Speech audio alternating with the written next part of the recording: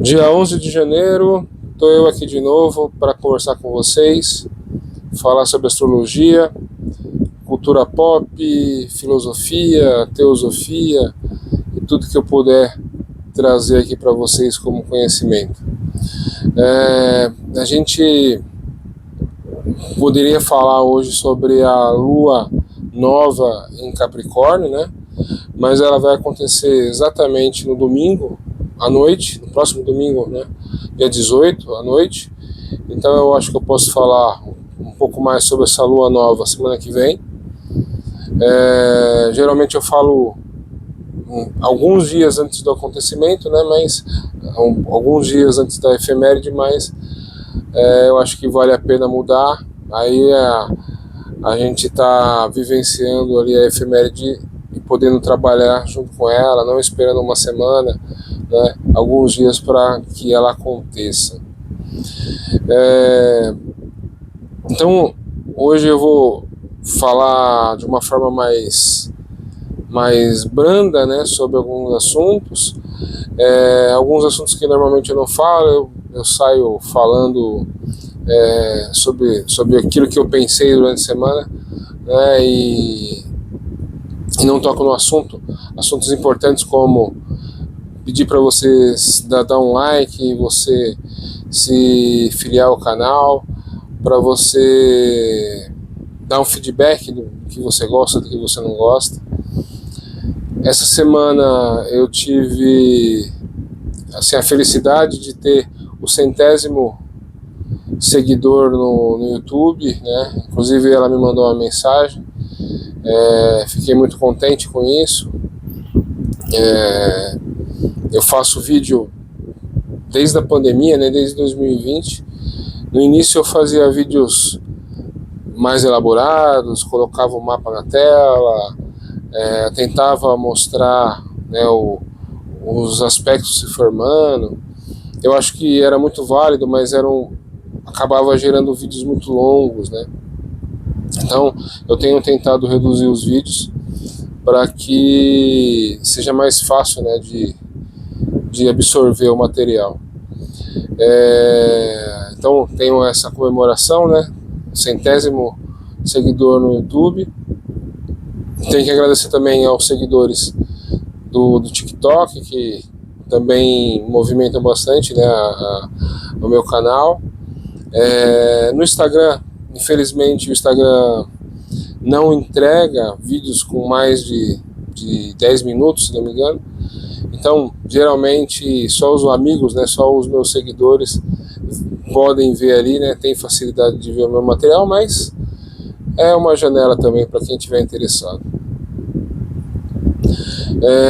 E fazendo esse agradecimento, né, pela audiência de vocês, eu pego esse momento astrológico, né, vamos imaginar que ontem aconteceu uma lua minguante, né, em Libra. Hoje a lua já está em Escorpião, né? Mas essa lua minguante em Libra, ela fazia uma quadratura, né, para Júpiter em Câncer, para aquela reunião de planetas em Capricórnio, e eu falei para vocês que isso era como, talvez, se não existisse o impulso da ação, né, o impulso da gente tender a se colocar em movimento, talvez existiria ansiedade, né, ansiedade de fazer isso. Eu acho que talvez vocês tenham percebido isso.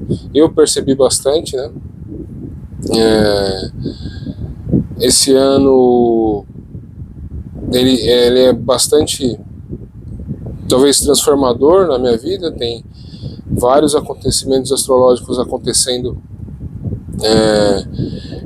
e eu espero traduzir isso em conhecimento para vocês, espero traduzir essas informações, né, em material para vocês. Então se a gente for voltar aqui para o assunto da lua minguante, né, em Libra, essa lua minguante agora, né, essa semana é uma semana de preparação para a lua nova que vai acontecer, né, dia 18 domingo, como eu falei para vocês. É uma lua nova com vários planetas, né, reunidos. Então a gente tem ali Sol, Lua no grau 28 de Capricórnio, Mercúrio muito próximo, né, de grau 26, Marte em conjunção também ali, colado, e a Vênus também em conjunção, mas a Vênus já no grau 1, né, de Aquário. Então, também falei para vocês que essa reunião de planetas em Capricórnio representa a nossa subida da nossa montanha, né? Ela, se você tem um propósito, uma meta, né? Um ponto, um status que você quer alcançar, talvez esse momento astrológico esteja te mostrando, né? Talvez esteja te entregando isso, né?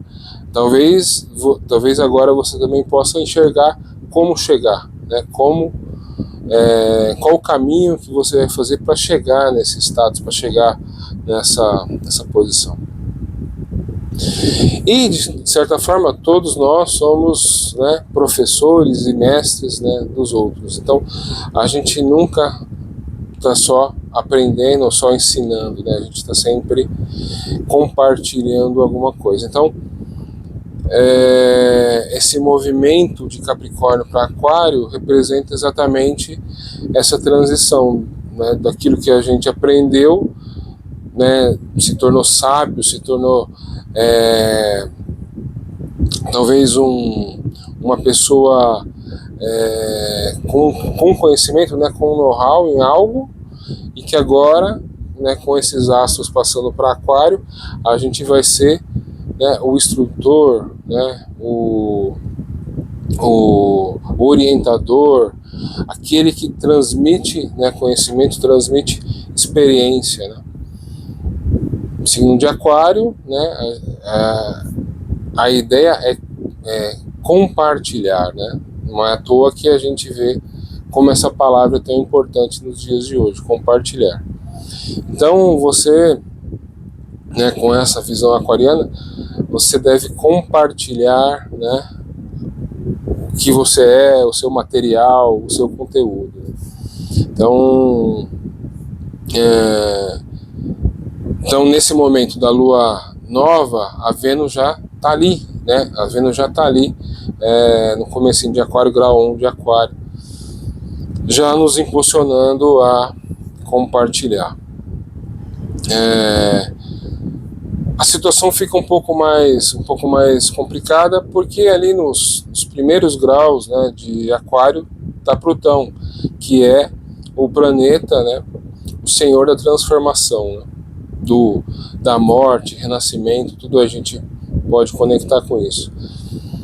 Então, de certa forma, a Vênus passando, né, sobre Plutão, né, então alguma ideia de valorização, alguma ideia de beleza, de valor pessoal ou valor, né, dos outros, talvez seja transformado, né, talvez seja modificado, né, e nesses momentos a gente tem que sempre pensar, né, que a gente tem que subir de nível, né. Às vezes os movimentos eles são caóticos, né, e aparecem em forma de crise, mas tá aí a possibilidade, né, a oportunidade de fazer isso crescer de nível. Então a gente vai ter essa Vênus, né, já entrando em Aquário essa semana. Ali no momento da lua nova, né, em Capricórnio, ela já está no grau 1, né? E aí, na semana seguinte, todos os outros planetas que estão em Capricórnio vão passando para Aquário, né? E todos eles vão passar sobre Plutão, e todos eles vão ter alguma necessidade de transformação. Então, Sol vai passar sobre Plutão, então vai falar sobre o poder, né? Que essa combinação Sol-Plutão fala sobre o poder oculto e o poder, né, visível, né? Então, só que isso acontece em Aquário, né? Então, que é o signo da nível, assim, tipo assim, as pessoas, a gente nivela as pessoas, né? Então, se está todo mundo nivelado, todo mundo é igual, né? Que poder é esse, né? Será que não é um poder meio que transversal, né? Um poder que pode ser confundido com, né? Uma com um certo autoritarismo disfarçado, né? Então, são coisas que a gente vai viver, e é lógico, né? Cada um no seu nível de consciência, cada um na sua esfera, né, de influência. Então, passa o Sol, a gente vai ter que entender alguma coisa sobre poder, talvez transformar a nossa ideia de poder. Passa Mercúrio, né? Mercúrio em Aquário é a exaltação de Mercúrio. Então, Mercúrio em Aquário é a inteligência, né, em movimento, né? A inteligência de você fazer conexões e fazer essas conexões serem transmitidas aos outros, né? Então, Mercúrio também vai passar sobre Plutão. Então, Mercúrio também é a nossa forma de pensar, talvez a nossa forma de distribuir, de compartilhar, precise ser transformada de alguma forma. E o mais preocupante, né, o mais que se você vê vários produtores, né, de conteúdo de astrologia, você já deve ter se deparado com, né, a conjunção aí de Marte e Plutão. Então, né, são dois astros que falam sobre uma força ígnea, né, a força, né, do elemento fogo, Marte, e a força do fogo interno, né, que é Plutão. Aqui eu poderia falar sobre Kundalini, né, que é a força sexual, que ela é interna, oculta, e ela precisa de um esforço para ser despertada, né? Plutão, né, aquilo que está, Plutão é o deus dos infernos, né, da força que está ali, né, dentro da Terra, né? Então, Plutão é o regente da energia nuclear, né? O que é energia nuclear, né? Então, está tudo correlacionado. Inclusive, se vocês tiverem curiosidade, né, dá uma olhada no Fantasia do Walt Disney, que é muito legal. Talvez o pessoal mais novo não conheça, né? Mas o Walt Disney fez um filme chamado Fantasia, onde ele faz, né, uma história, ele monta uma história para cada música clássica que ele gosta, né? Então tem ali a Pastoral do Beethoven, a Sexta Sinfonia, e aí ele conta uma historinha, né, da mitologia grega ali, né, um fauno, alguns seres mitológicos ali, né, e como essa pastoral ela fala sobre a primavera, sobre aquela ideia né, da mudança de estação. Também fala, né, tem um momento meio tenso na música, onde acontece uma tempestade, né, e nessa tempestade é interessante vocês observarem, né, que a tempestade ela é criada por Júpiter, que está no céu, né, está no Olimpo.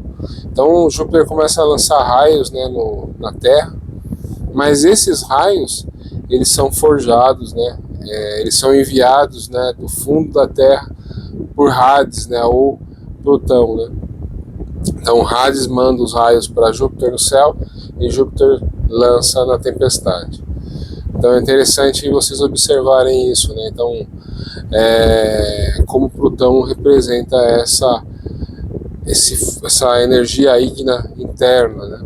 Como eu falei, é tanto a Kundalini no homem como, né, a Kundalini da Terra, né? Se vocês observarem também o processo do raio, vocês também vão ver uma correlação, né? Porque aparentemente o raio cai de cima para baixo, né? Mas se vocês forem pegar a ciência, né, vocês vão ver que é o contrário, né? De baixo para cima. Mas isso são detalhes aí, coisas aí, curiosidades que eu falo para vocês. tentando mostrar para vocês, né, esse potencial dessa conjunção Plutão e Marte, né? Então, os astrólogos estão certos, né? É importante ter cuidado, é importante ter cuidado com acidentes, principalmente, né? Então, lidar com fogo, lidar com eletricidade, subir em altura, né? Em situações onde pode acontecer violência, em situações, né, principalmente em grandes multidões, também pode acontecer momentos de violência, explosões, né, de fúria. É importante ser um contraponto de paciência, né, e autocontrole, porque nesse momento as pessoas podem ter acessos de fúria, né? Então, essa é a dica que eu deixo para vocês. E como eu acho que a melhor forma de encarar esse momento é vocês entenderem a energia de Marte, né? E entenderem a energia de Plutão, né? Saber usar a ferramenta é o que vai te proteger da melhor forma, né? E aí eu lembrei de uma coisa aqui, né? Para quem estuda tarô, o tarô já passou na sua frente, assim, né? Lembra da carta 11 do tarô, né? Que se chama a Força, né? É uma mulher abrindo a boca de um leão, né? Todo mundo que joga tarô fala que essa carta é a carta do signo de leão, mas essa carta não é o signo de leão, essa carta é a carta de Marte, né?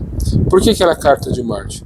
Porque a verdadeira força é a que controla o leão, né? Ou seja, é a consciência por trás, né, da força do leão. Então, a carta de leão é o ermitão, né? Aquele que encontrou, né, a sua coluna vertebral, né, o seu condicionamento interno, né, o seu caminho interno. Não fiquem bravos comigo, tarólogos. Se você acha que a carta de leão é a carta 11, para mim tudo bem, só estou trazendo um contraponto. Mas é importante pensar na carta 11 e a carta força como a energia de Marte, né? O leão representa só de que forma a potencial, né, dessa energia vir à tona, mas a verdadeira força de Marte é a força da consciência que controla, né, esse veículo, né, que tem a força. Isso também para acrescentar nessa interpretação que eu estou fazendo, né, sobre essa conjunção. E aí, o que eu queria também trazer para vocês aqui é uma coisa que eu acho bastante interessante, né, mas que eu percebo que é importante. Eu sempre vejo o comentário de vocês, né, e na vida, né, que a gente convive com as pessoas, né, as pessoas sabem que você é astrólogo, né, então vou na aula de inglês, né, o pessoal pede para eu falar sobre astrologia. Estou no cafezinho, no trabalho, alguém fala, e como é que tá a semana para Capricórnio, para Gêmeos, para Libra? Então, eu percebo que as pessoas, muitas vezes, elas não querem a reflexão, elas não querem as coisas, né, que a gente pode acessar com esse cenário. Elas querem saber se está bom, se está ruim, se está fácil, se está difícil, né? Então eu pretendo começar a colocar no final dos vídeos um resumo para cada signo, né? Só que eu peço a paciência de vocês, porque para fazer isso eu vou ter que sentar, né, uns 30 minutos e escrever, né, uma coisa que eu não faço aqui. Geralmente eu vejo o cenário astrológico, crio uma ideia de conteúdo, né, sento aqui e começo a falar, né, meio psicografado, né, meio solto aquilo que eu entendo, aquilo que eu lembro, aquilo que eu acho importante dizer. Mas para falar para cada signo, né, eu vou ter que sentar e escrever alguma coisa para não falhar, né, com um signo ou com o outro, né, para trazer realmente um conteúdo legal para todo mundo, né. Então, eu acho que isso também vai contribuir aí. Espero fazer isso já na semana que vem. Talvez não seja possível pelos outros compromissos, mas pretendo fazer. E de uma forma geral, o que eu queria trazer para vocês aqui hoje, né, já que a gente só vai falar da lua nova, né, em Capricórnio semana que vem, é que a gente possa interagir mais, né, se vocês puderem mandar dúvidas, dar um feedback, seria muito legal para mim, porque isso vai mostrando de certa forma se o que eu estou dizendo é interessante ou não, né? Acho que é bastante importante ter esse feedback de vocês. E talvez o que eu possa acrescentar mais hoje, né, que eu também, uma coisa que eu estou pensando, um outro material que eu vou produzir aqui para vocês, mas eu já estou criando um conteúdo, né, sobre isso, não esquecer essa entrada de Saturno e Netuno em Áries, né, que na minha visão é muito importante, né, que a gente esteja preparado no sentido de saber que a gente pode talvez encontrar mais obstáculos, talvez encontrar mais resistências, né? Isso faz parte, né, do processo, e talvez as resistências e os obstáculos eles sejam internos, né? Saturno é uma voz na consciência, né, dizendo: pare, pense, cuidado, será que pode, será que deve, será que aquilo, né? Então, Saturno é a voz da maturidade, e dentro do movimento ariano, que é um movimento de impulsividade, né, é uma força, a força, talvez até a forma com que o universo achou para colocar as coisas em movimento, né? Isso é representado pelo signo de Áries, aquele carneiro com chifre enrolado, né, para trás, ele representa né? Ele representa um animal que está disposto a bater com a cabeça e quebrar as barreiras e quebrar as resistências que forem necessárias. Essa é a força de Áries, né? E aí vai ter o Saturno ali falando: cuidado, calma,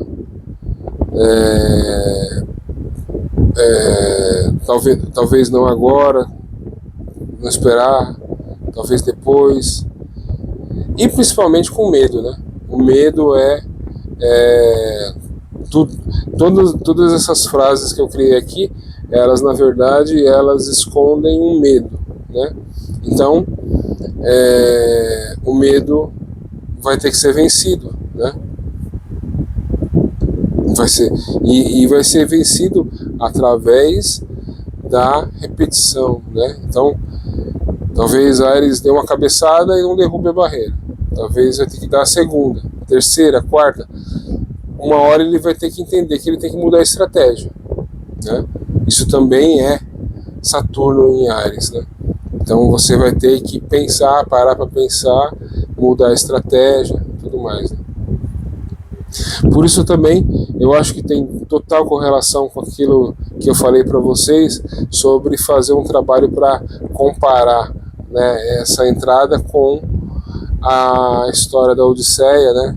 E comentei com vocês que Eu acho incrível que o Christopher Nolan faça a Odisseia, né, que é uma história tão complexa, né, às pressas aí da entrada de Saturno e Netuno em Áries, né.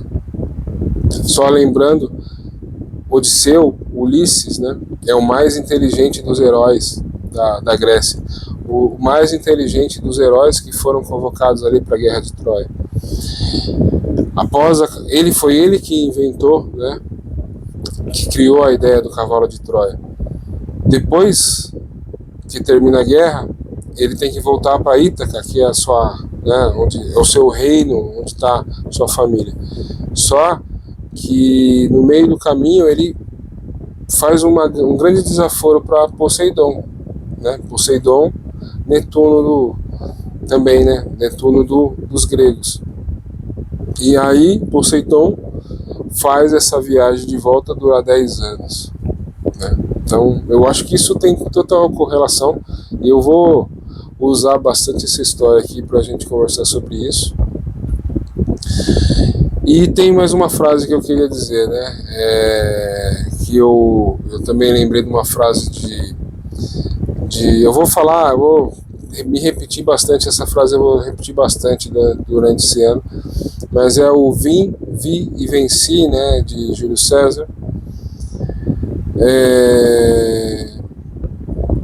que ela é muito iniciática, né, porque ela vai falar também desse potencial ariano, né, para você tem que vir, você tem que levar o corpo, né, você tem que ir, muitas vezes você não dá para fazer as coisas à distância pela internet, né, você tem que ir lá, você tem que ver, né, e aí quando você vê, né, quem vê é a alma, né, o corpo vai, né, mas quem vê é a alma vai ver o positivo, o negativo, o fácil, o difícil, né, aquilo que você acredita que é possível fazer, aquilo que você acredita que não é possível fazer, aquilo que é gostoso, aquilo que não é, aquilo que é desgostoso, né? Então o jogo está na alma, né? Você vai ter que ver, porque quem vence é o espírito, né? Então e aí eu posso dar vários exemplos, né? Por exemplo,